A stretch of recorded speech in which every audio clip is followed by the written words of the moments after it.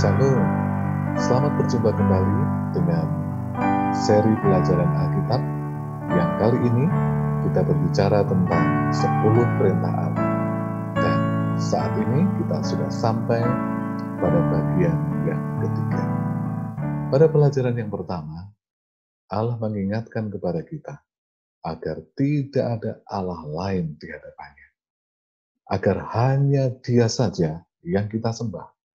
Agar hanya Dia saja yang kita andalkan, agar hanya Dia saja yang menjadi terpenting dalam kehidupan kita. Mengapa Allah tidak mau ada Allah lain yang kita sembah? Karena Allah ingin agar Dia dapat berkarya dalam kehidupan kita, agar Dia dapat menyelamatkan kita, agar kita tetap teguh di dalam keselamatan yang Tuhan sudah berikan kepada kita. Saudara sekalian, ingat bahwa 10 perintah diberikan bukan sebagai syarat untuk selamat, tetapi karena Tuhan sudah menyelamatkan kita dan ingin menuntun kita tetap selamat dengan menuruti 10 perintah dan perintah-perintah yang lainnya. Pada pelajaran yang kedua, Allah juga mengingatkan kita dengan keras agar kita tidak membuat patung menyerupai apapun dan disembah. Termasuk di dalamnya patung tokoh-tokoh rohani, bahkan patung dalam tanda kutip, patung Yesus Kristus. Ketika itu disembah, maka Allah menjadi marah, maka Allah yang cemburu itu menjadi tidak berkenan kepada kita. Mengapa? Karena patung atau image atau gambaran apapun itu adalah karya manusia. Dan ketika kita menyembah karya manusia, berarti kita mengabaikan Tuhan. Berarti kita tidak menganggap bahwa Allah adalah Sang Pencipta. Ingat, patung-patung Yesus Kristus juga adalah karya manusia. Dengan menyembahnya, maka kita menurunkan derajat Allah, Sang Pencipta. Kita menghina keberadaan Allah. Itulah sebabnya, saudaraku sekalian, dengan keras Allah berkata, jangan membuat patung dan menyembahnya. Pada pelajaran yang ketiga, kita akan melihat bagaimana Allah ingin melindungi kita agar tetap selamat. Sebagai pendahuluan, saya ingin tunjukkan sebuah foto atau gambar. Ini adalah gambar seorang tokoh pelukis yang sangat terkenal yang berasal dari Spanyol yang bernama Pablo Picasso. Lukisan-lukisannya sangat termasyhur dan menjadi bahan penelitian, bahkan bahan pelajaran bagi para pelukis-pelukis di dunia ini. Nah, yang menarik dengan Pablo Picasso adalah selain karya tulisnya, selain karya lukisnya, adalah namanya. Nama asli dari Pablo Picasso sangatlah panjang, karena terdiri dari 103 huruf dan 23 kata. Sedangkan Pablo Picasso adalah singkatan dari namanya yang sangat panjang. Siapa namanya? Namanya adalah Pablo Diego Jose Francisco de Paula Juan dan seterusnya. Dan pada ujungnya, kata ke-23 adalah Picasso. Kita lihat, nama yang menarik tentu saja. Tetapi itu belum seberapa. Kenapa? Karena di dunia ini ternyata masih banyak nama-nama yang lebih panjang dari Pablo Picasso. Contohnya, seorang wanita ini memiliki nama terpanjang di dunia yang terdiri dari 858 huruf, yaitu 161 kata. Coba kita menyebutkan namanya. Red, Weki, dan sebagainya, pada akhirnya diakhiri dengan dua kata evolution dreams.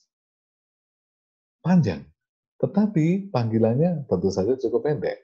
Ya, panggilannya adalah kata pertama dan kata terakhir, red dreams. Nah, saudara sekalian, bagaimana jika ditulis dalam KTP atau SIM atau paspor dan sebagainya? Nama yang terpanjang di dunia ini ditulis dengan red plus 159 dreams. Nah, apakah kita pengen punya anak menyaingi red dreams dengan memberikan nama yang cukup panjang karena melibatkan orang-orang yang terkenal, tokoh-tokoh idola kita, ya mungkin akan sangat menarik, ya. Tetapi saudara sekalian, ada juga yang unik, yaitu nama terpanjang tetapi dalam satu kata. Namanya adalah seperti ini. Kana nino hyokuhom meopo kaimananal lohilo. Satu kata itu. Tetapi panggilannya cukup pendek. Dipanggil dengan Jo. Jadi nama panjang itu hanya tertulis dalam KTP, SIM, paspor, dan mungkin ijazah dan sebagainya. Tapi untuk memanggil dia cukup Jo.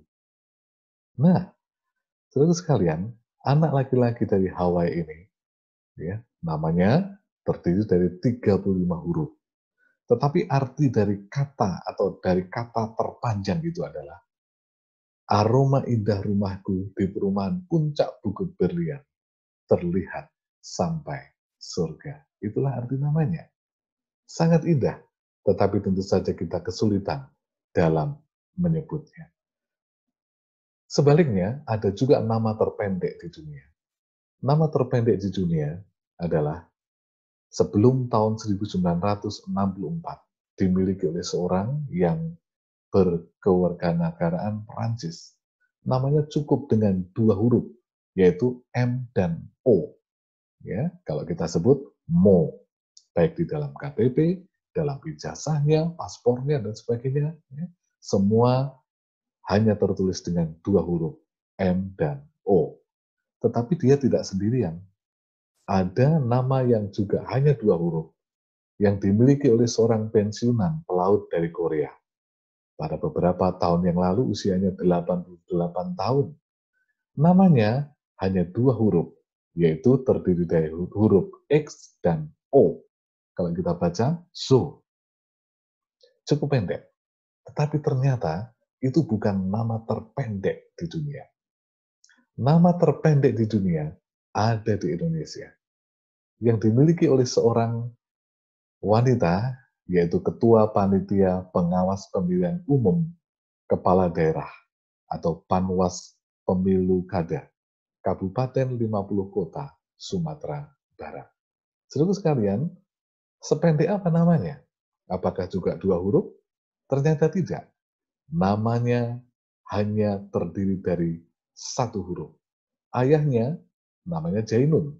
Ibunya bernama Dasma Malik. Tetapi nama wanita ini hanya 1 huruf, yaitu O. Ternyata dia tidak sendirian. Saudara laki-lakinya juga namanya sangat pendek, hanya terdiri dari 1 huruf, yaitu Z. Kita bayangkan, kalau di rumah, sang bapak memanggil O, mau kemana O? Ya, kemudian memanggil adiknya, Z, cepat pulang. Ya, kakaknya memanggil adiknya, Z, adiknya memanggil kakaknya, O. Saya kira sangat menarik. Nama terpendek di dunia ternyata ada di Indonesia. Tetapi saudaraku sekalian yang terkasih dalam Tuhan, dari semua nama terpanjang di dunia atau nama terpendek di dunia, ada satu nama yang melebihi nama semua orang di muka bumi, bahkan nama-nama di seluruh alam semesta. Siapa nama itu? Nama itu terdapat dalam Filipi 2 ayat 9. Filipi 2 ayat 9, itulah sebabnya Allah sangat meninggikan dia dan mengaruniakan kepadanya nama di atas segala nama. Nama yang lebih tinggi dari nama apapun. Nama yang lebih hebat dari segala nama. Nama yang lebih berarti dari segala nama di alam semesta ini. Apa artinya? Nama ini bukan pemberian manusia. Nama ini Allah yang menentukan. Allah sendiri yang meninggikan nama itu di atas segala nama. Jadi, manusia tidak boleh menganggapnya rendah karena Allah yang meninggikannya. Allah yang menentukan derajatnya. Nama siapa? Sehingga melebihi semua nama ini. Nama itu adalah di ayat yang ke-10, Filipi 2 ayat 10, supaya dalam nama Yesus bertekuk lutut segala yang di langit, yang ada di atas bumi, dan yang ada di bawah bumi. Kita lihat, nama yang di atas bumi, nama yang di bawah bumi, nama yang di langit, semua harus bertekuk lutut terhadap Yesus Kristus. Makhluk apapun, ciptaan Tuhan, semua tunduk kepada nama Yesus. Malaikat tunduk kepada Yesus. Manusia tunduk kepada Yesus. Apapun ciptaan Tuhan tunduk kepada Yesus. Allah yang menentukan, Allah yang membuat nama itu menjadi nama yang harus kepadanya semua makhluk hidup ciptaan Tuhan tunduk kepadanya. Saudara sekalian, nama Yesus adalah nama yang terindah, nama yang paling penting, nama yang paling bermakna. Yesus adalah Allah yang menjadi manusia. Dia rela menjadi manusia untuk menjadi juru selamat bagi kita. Agar manusia yang berdosa, seperti saudara dan saya, ketika kita percaya dalam nama Yesus, kita mendapatkan keselamatan. Ketika kita percaya dalam nama Yesus, kita mendapatkan hak waris kerajaan surga. Ketika kita percaya dalam nama Yesus, kita mendapatkan pemulihan, pemurnian, pengampunan dari setiap dosa. Saudaraku sekalian, betapa indahnya nama Yesus. Nama yang harus kita kenang, nama yang harus selalu kita ingat. Karena dalam nama itu ada kuasa.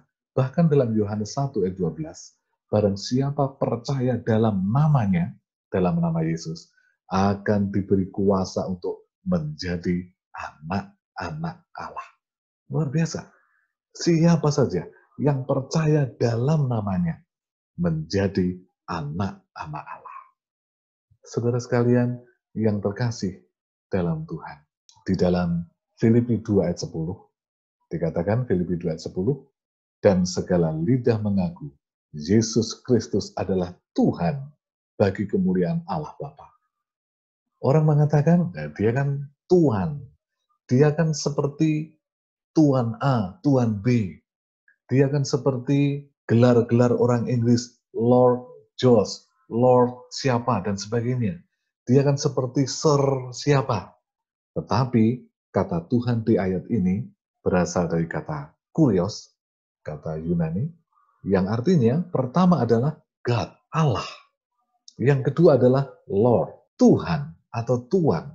Yang ketiga adalah Master, Tuhan juga. Yang keempat adalah Sir, sebuah panggilan penghormatan. Tetapi dalam ayat ini, Yesus adalah God. Yesus adalah Allah. Dia adalah Allah yang menjadi manusia. Sehingga namanya tidak dapat disamakan oleh manusia biasa. Saudara sekalian, dalam konteks Filipi pasal yang kedua, ayat 2-8, Allah yang menjadi manusia itu, maka kata Tuhan berarti God atau Lord, bukan Master atau Sir, bukan Bapak atau Tuan, tetapi Tuhan atau Allah. Kenapa? Karena dia adalah Allah yang menjadi manusia.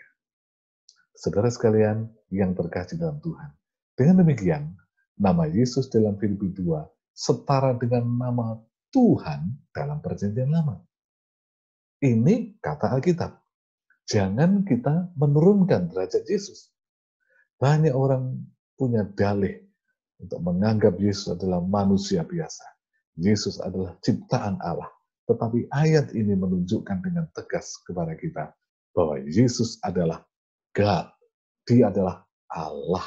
Dia adalah Lord. Dalam arti Tuhan, bukan Tuan, bukan Master, bukan Sir.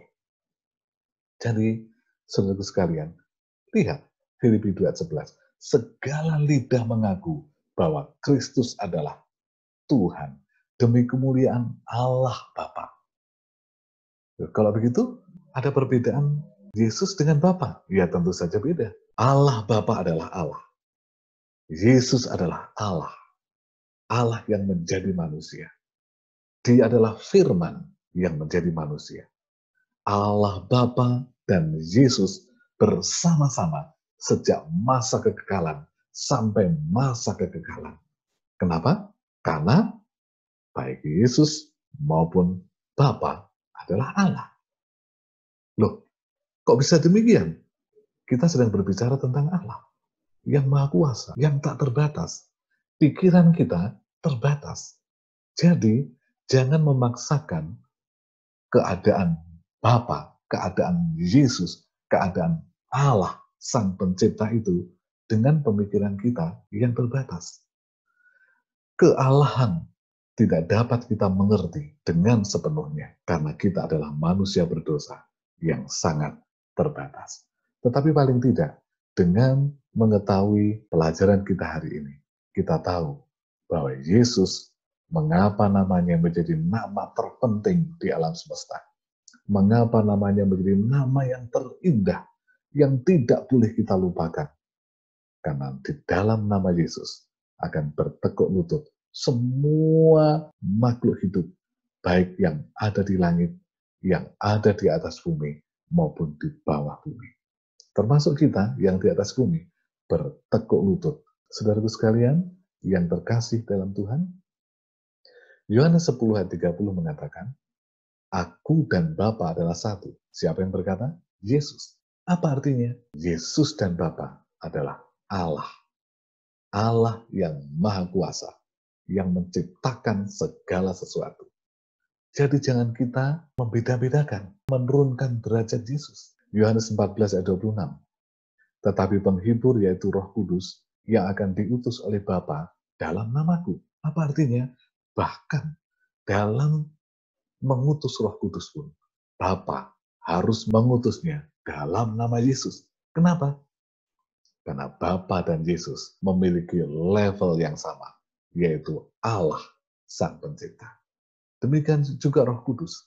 Ketika Roh Kudus harus turun, meninggalkan tahta surga, Dia bekerja menggantikan Yesus di dunia ini.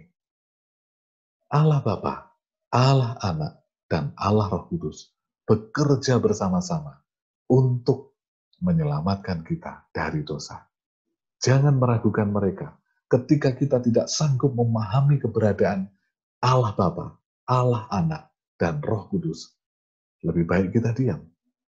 Karena dengan berargumen atau memberikan teori-teori, kita justru bertentangan dengan Yohanes 14 ayat yang ke-26. Saudara sekalian, Yohanes 15 ayat 16. Bukan kamu yang memilih aku, tetapi akulah yang memilih kamu, supaya apa yang kamu minta daripada Bapa dalam namaku diberikannya kepadamu.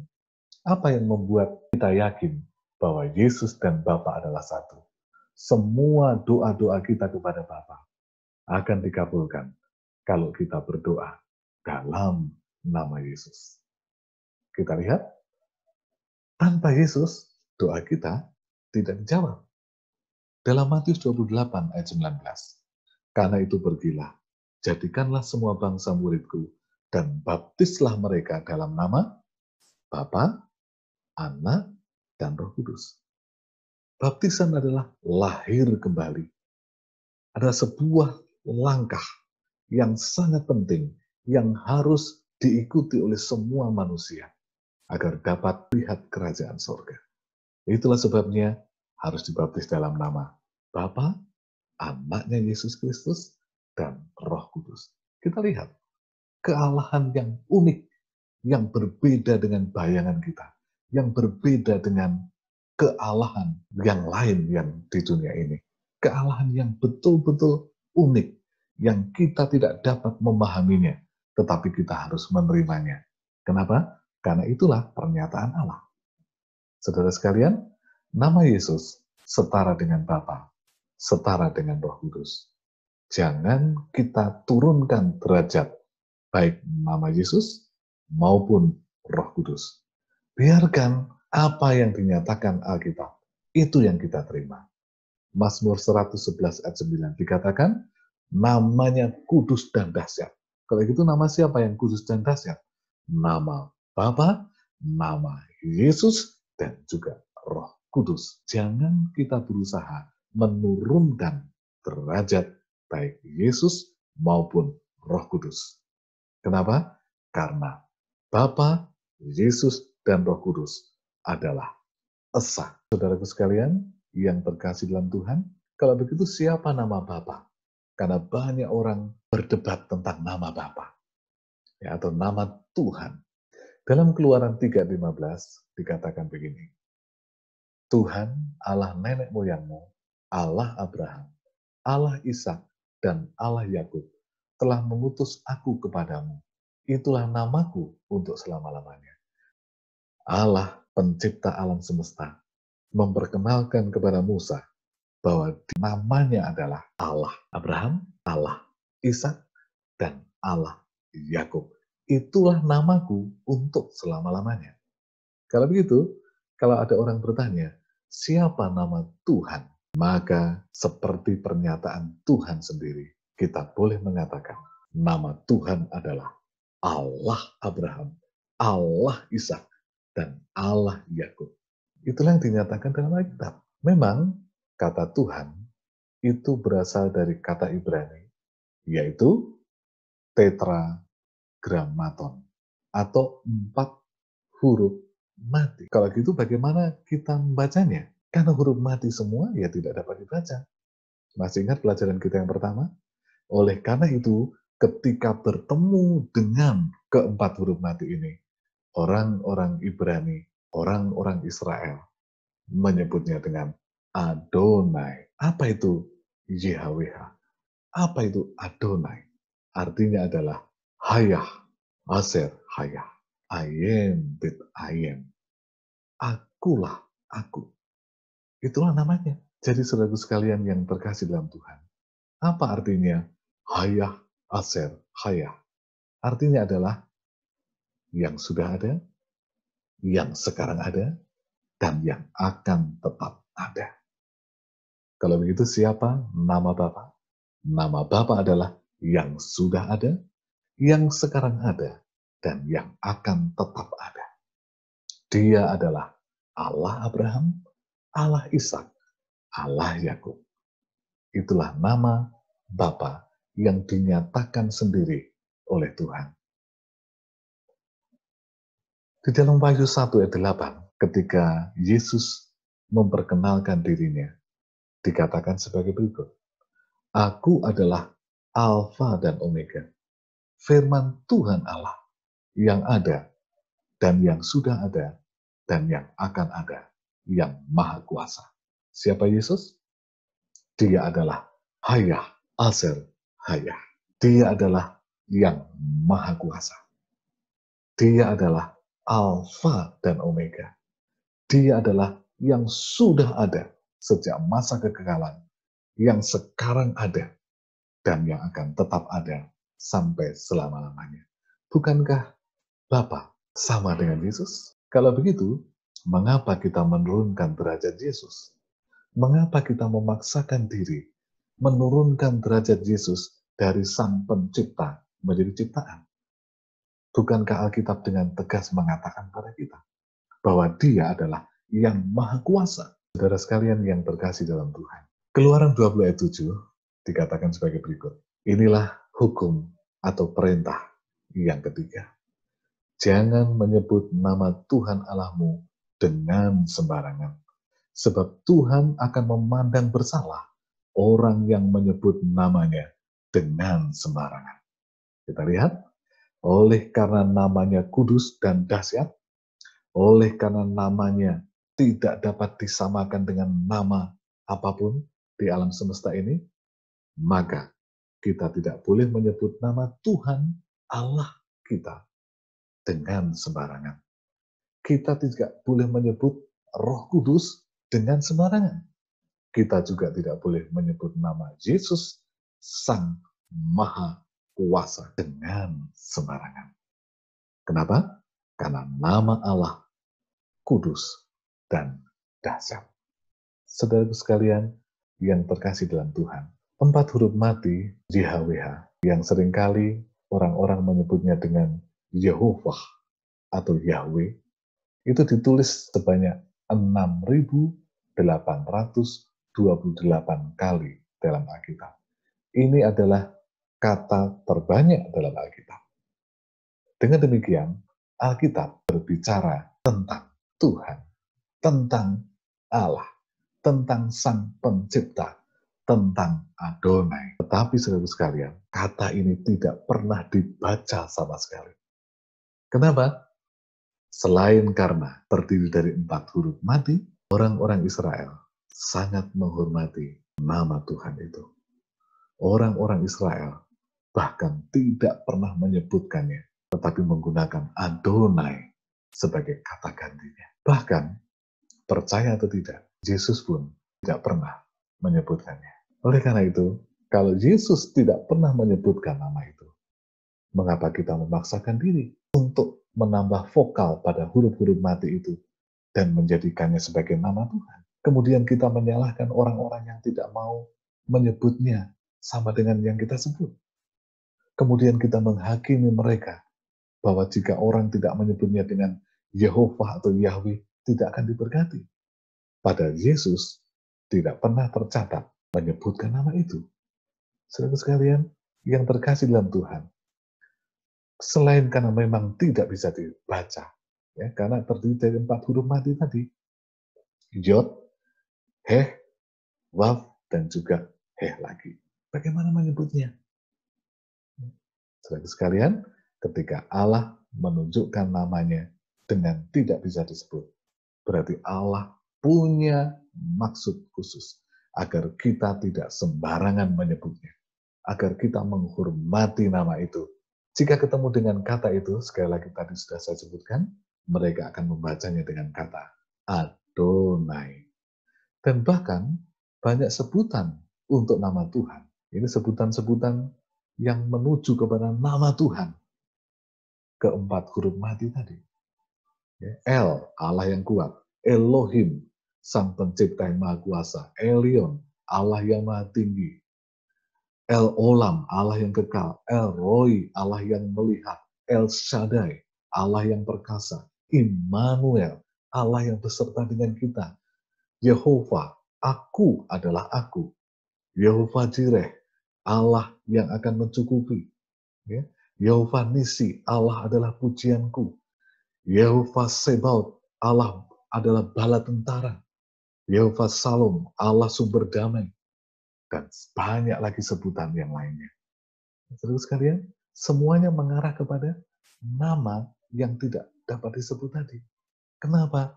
Namanya kudus dan dahsyat. Namanya tidak dapat disamakan dengan nama apapun di dunia ini. Itulah sebabnya perintah Tuhan dengan sangat keras ditujukan kepada orang Israel dan kita sekarang ini. Keluaran 20 ayat 7.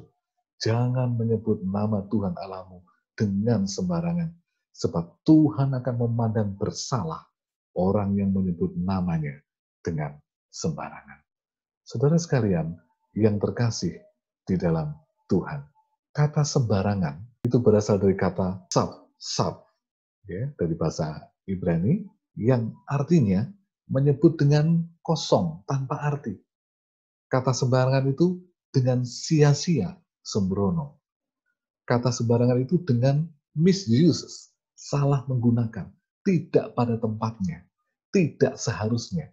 Nah, apa maksudnya?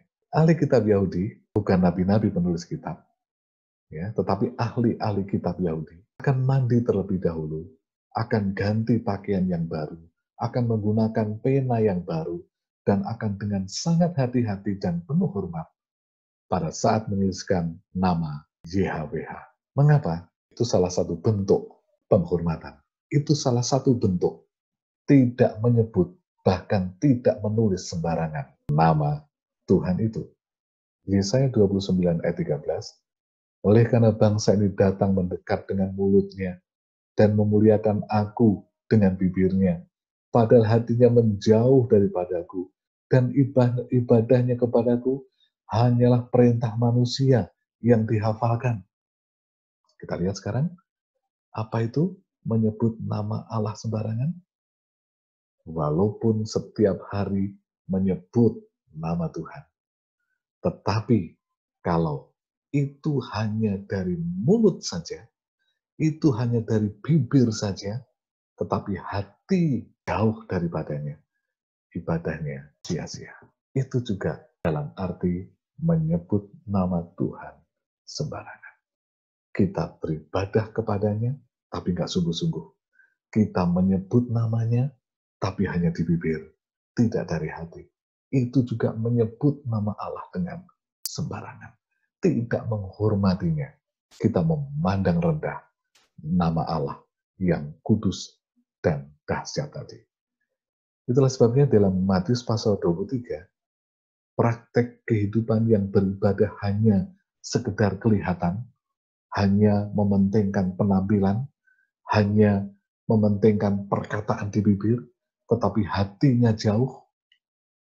Di dalam Matius 23, dalam sepanjang pasal itu, Yesus menyebutnya orang-orang munafik. Orang-orang munafik. Kalau gitu apa itu munafik?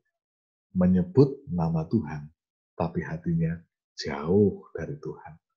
Menyebut nama Tuhan, tetapi hidupnya bertentangan dengan firman Tuhan. Saudara sekalian yang terkasih dalam Tuhan. Kalau gitu, bagaimana menyebut nama Tuhan Allah dengan sembarangan? Apakah dengan mengatakan, setiap kali kita kaget mengatakan, oh my God, itu sudah menyebut nama Allah dengan sembarangan? Atau seperti kebiasaan orang-orang, sebagian orang Jawa, ketika jalan tengah malam, kemudian kakinya tersandung, langsung menyebut, ya Tuhan, ya Allah. Atau kita ketika kita berantem, atau kita bertengkar satu dengan yang lain, kemudian kita bersumpah demi nama Allah dan sebagainya.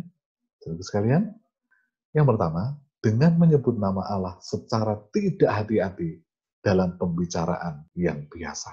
Itu artinya kita sudah menyebut nama Tuhan Allah dengan sembarangan. Jangan asal sebut. Ya. Bahkan kalau di dunia barat, memaki pun menggunakan nama Yesus. Itu adalah menyebut nama Allah dengan sembarangan. Matius 12 ayat 36. Tetapi aku berkata kepadamu, setiap kata sia-sia yang diucapkan orang harus dipertanggungjawabkan pada hari penghakiman. Hati-hati dalam bicara. Kadang-kadang pembicaraan kita meremehkan nama Tuhan. Tetapi mari kita mulai hari ini lebih hati-hati dengan kata-kata. Baik dalam pembicaraan kita dengan sahabat, dengan teman-teman, baik dalam waktu bercanda, ataupun dalam waktu yang serius, hati-hati dengan kata-kata. Jangan sampai menurunkan derajat nama Allah. Jangan sampai melanggar perintah yang ketiga. Baik, saudara sekalian, apa itu tidak menghormati nama Allah? Mengumpat, mengutuk, menyumpahi orang. Ternyata itu juga menyebut nama Allah dengan sembarangan. Itu misuse, tidak pada tempatnya, tidak seharusnya. Dalam Ulangan 23 ayat 8 dikatakan, bagaimanakah aku menyerapah yang tidak diserapah Allah? Bagaimanakah aku mengutuk yang tidak dikutuk Tuhan? Saudaraku sekalian, jangan mengutuki orang lain. Jangan menyumpahi orang lain. Kenapa? Bisa jadi orang yang kita kutuki. Bisa jadi orang yang kita sumpahi adalah orang yang sudah bertobat. Orang yang diberkati Tuhan. Jadi hati-hati. Karena ketika kita mengutuk, ketika kita menyumpah, kita sedang menyebut nama Allah dengan sembarangan. Roma 12 ayat 14 dikatakan sebagai berikut. Berkatilah siapa yang menganiaya kamu. Berkatilah dan jangan mengutuk. Bukankah satu nasihat yang luar biasa? Yang berbeda dengan nasihat dunia ini, kita harus menggunakan kata-kata penuh berkat, bahkan kepada mereka yang menganiaya kita. Kita harus menggunakan kata-kata yang penuh berkat, bahkan kepada orang yang pernah mengutuki kita. Kenapa? Ini adalah perintah dari Tuhan, supaya kita hidup seperti Yesus. Kita menjaga lidah kita. Kata-kata adalah doa.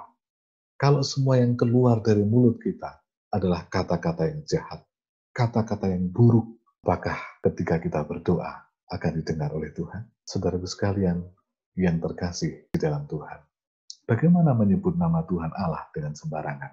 Yang kedua, dengan menggunakan nama Allah tidak hormat dalam kehidupan sehari-hari. Bahkan, saking tidak hormatnya kepada nama Yesus, isu toilet contohnya, bukan itu suatu penghinaan atas nama Tuhan. Dan banyak hal lagi, saudara sekalian. Kita menggunakan nama itu dengan tidak hormat. Itu menyebut nama Allah dengan sembarangan. Yang ketiga, jangan bersumpah palsu. Sumpah biasa apapun demi nama Allah. Kenapa? Karena ketika kita bersumpah demi nama Allah, entah seserius apapun janji atau sumpah kita, atau bahkan dalam usaha untuk meyakinkan orang. Di dalam Imamat yang ke-19 ayat 12 dikatakan, janganlah kamu bersumpah dusta demi namaku, supaya engkau jangan melanggar kekudusan nama Allahmu. Akulah Tuhan. Kita lihat, bahkan orang-orang begitu mudah berdusta demi nama Tuhan. Itu sangat merendahkan nama Tuhan. Itu melanggar perintah yang ketiga. Yang keempat, bagaimana menyebut nama Tuhan Allah dengan sembarangan? Menggunakan nama Yesus, tetapi mengajarkan ajaran yang bertentangan dengan firman-Nya, atau ajaran palsu. Itu menyebut nama Allah dengan sembarangan. Itu melanggar perintah yang ketiga. Banyak orang mengajarkan nama Yesus, tapi hidupnya bertentangan dengan Yesus. Banyak orang mengkhotbahkan tentang Yesus, tetapi ajarannya berbeda dengan ajaran Yesus. Itu juga menyebut nama Allah dengan sembarangan. Galatia 1 ayat 6 dan 7 dikatakan sebagai berikut. Apa itu ajaran-ajaran palsu? Apa itu ajaran-ajaran yang mencemarkan nama Yesus? Galatia 1 ayat 6 dan 7. Dan mengikuti suatu Injil lain, yang sebenarnya bukan Injil. Hanya ada orang-orang yang mengacaukan kamu, dan yang bermaksud untuk memutarbalikkan Injil Kristus. Sekalian, tidak semua khotbah tentang Yesus adalah benar. Tidak semua khotbah tentang Allah adalah benar. Kita harus lebih bijaksana, menyelidikinya secara mendalam, secara pribadi. Membandingkan semua khotbah itu dengan apa yang tertulis di dalam Alkitab. Kenapa? Kalau kita tidak hati-hati, banyak ajaran yang memutarbalikkan Injil Kristus demi kepentingan pribadi, golongan. Dan itu akan membawa kita kepada satu kerugian terbesar dalam hidup kita. Yang kita mengira hidup kita sudah setuju dengan firman Tuhan. Tetapi karena ajaran-ajaran palsu memutarbalikkan Injil Kristus, kita justru akan kehilangan keselamatan. Saudaraku sekalian, hati-hati dengan pengajaran kita. Ketika kita menggunakan nama Yesus, tetapi mengajarkan ajaran yang bertentangan dengan firman-Nya, kita menyebut nama Tuhan Allah dengan sembarangan. Yang kelima, bagaimana menyebut nama Tuhan Allah dengan sembarangan? Dengan mengaku sebagai umat Allah, tetapi hidup bertentangan dengan firman Allah. Saudaraku sekalian, Matius 7 ayat 21, Yesus mengatakan, bukan setiap orang yang berseru kepadaku, Tuhan, Tuhan, akan masuk ke dalam kerajaan sorga, melainkan dia yang melakukan kehendak Bapa-Ku yang di sorga. Tidak semua orang yang menyebut Yesus Tuhan akan masuk surga. Tidak semua orang yang berdoa dalam nama Yesus akan masuk surga. Kenapa? Yesus mengatakan, mereka adalah orang-orang yang melakukan kehendak Bapa-Ku yang di surga, yang akan sampai ke dalam kerajaan surga. Jadi, saudara sekalian, ucapan kita menyebut nama Yesus, doa kita menyebut nama Yesus, belumlah cukup. kita harus menyesuaikan kehidupan kita dengan apa yang dikehendaki Bapa dalam firman-Nya. Karena kalau tidak, kita termasuk orang yang menyebut nama Tuhan Allah dengan sembarangan. Ada seorang pemain sepak bola yang sangat terkenal bernama Luis Suarez. Dia sangat terampil di lapangan. Dia sangat terkenal. Pengagumnya begitu banyak. Gol yang dia buat begitu banyak. Tetapi ada satu tragedi yang terjadi. Ketika dia kalah berebut bola, dia menggigit tangan lawan mainnya. Dan itu, saudara sekalian, mencemarkan nama pemain sepak bola. Mencemarkan nama dunia sepak bola. Akibatnya, dia dilarang bermain selama beberapa bulan. Dia ditinggalkan oleh beberapa sponsor, termasuk Adidas sebagai sponsor utamanya. Dia telah mencemarkan nama Federasi Sepak Bola Dunia dan juga para sponsornya. Saudara sekalian yang terkasih dalam Tuhan, kita juga bisa mencemarkan nama Tuhan dengan kehidupan kita yang mengaku sebagai anak-anaknya, tapi hidup bertentangan dengan firman-Nya. Nama Tuhan itu kudus. Matius 6 ayat 9. Pada saat kita memanggil namanya, kita mengundang Tuhan hadir. Pada saat kita menyebut namanya dengan tidak hormat, Dia tidak akan hadir. Saudara sekalian, nama Tuhan itu penuh kuasa. Yohanes 15 ayat 16. Pada saat kita menyebutnya sembarangan, maka kuasa itu tidak berlaku pada kita. Saudaraku, Allah itu penuh kasih. 1 Yohanes 4 ayat 8. Pada saat kita menyebut namanya dengan tidak hormat, maka kasih-Nya yang ajaib itu tidak berlaku atas kita. Sebut namanya, tapi jangan dengan sembarangan. Kenapa? Karena namanya kudus dan dahsyat. Sebut nama Yesus, tapi jangan dengan sembarangan. Supaya Allah bisa tetap dekat dengan kita, tetap berkarya dalam hidup kita, tetap mengasihi kita, tetap memberkati, dan tetap menyelamatkan kita. Saudaraku sekalian, ingat perintah yang ketiga. Jangan menyebut nama Tuhan Allahmu dengan sembarangan. Jangan menyebut namanya, tetapi hidup kita bertentangan dengan firman-Nya.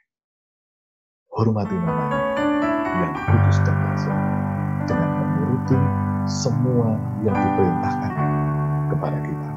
Sekali lagi, silakan Anda menyebut namanya, tapi jangan dengan sembarangan. Kiranya Tuhan memberkati.